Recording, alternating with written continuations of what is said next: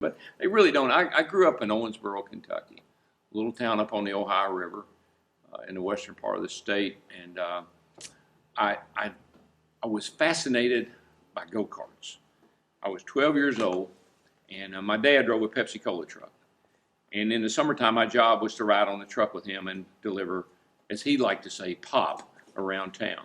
And so we'd stop in his hardware store, and they sold go-karts in his hardware store.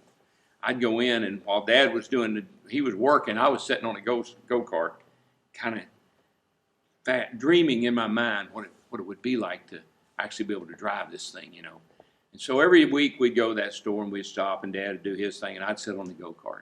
Finally, one day we were in there, and the guy that owned the store, he said, "Your boy loves that go-kart." He said, "You ought to buy that for him." My dad said, "Look, there are 5 kids in this family. I drive a Pepsi truck, and my wife works at the IGA.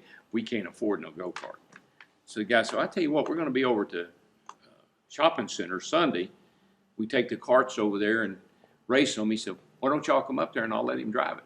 Well, I thought, oh my gosh. I mean, it was almost like Christmas.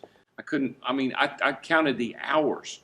We went to church on Sunday morning, and I sat by the window so I could see out to be sure it wasn't raining, and it was going to be a nice day so we could go to that shopping center parking lot and I could drive that go-kart.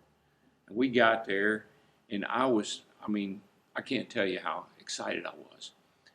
I'd never driven a go-kart. I'd only sat on it. But I'd seen them run these carts on this parking lot. They lay out a course of hay bales.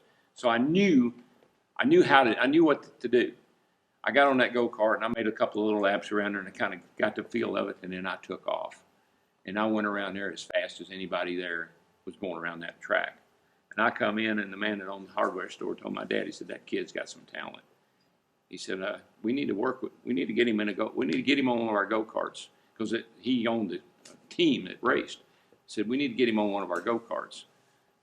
That was music to my ears, and that started my career. I got the opportunity to drive that man's go-kart. I won 500 go-kart races. Wow. All over Kentucky, Indiana, a little bit into Tennessee. We traveled around quite a bit because he had a race team. So I had a really good reputation for being able to drive a go-kart. I turned 16. I wanted to race cars. I can drive go-karts, but I'm getting too big now. My knees are sticking up in front of my face. I can hardly see where I'm going. So I need to get into a car. So I had a race car before I ever had a driver's license. So my dad and I built a car, a 36 Chevy, and it was number 6. And I was kind of known in the neighborhood as the Wild Child. So it was car number 6 and Wild Child on the side of it. And that was my first race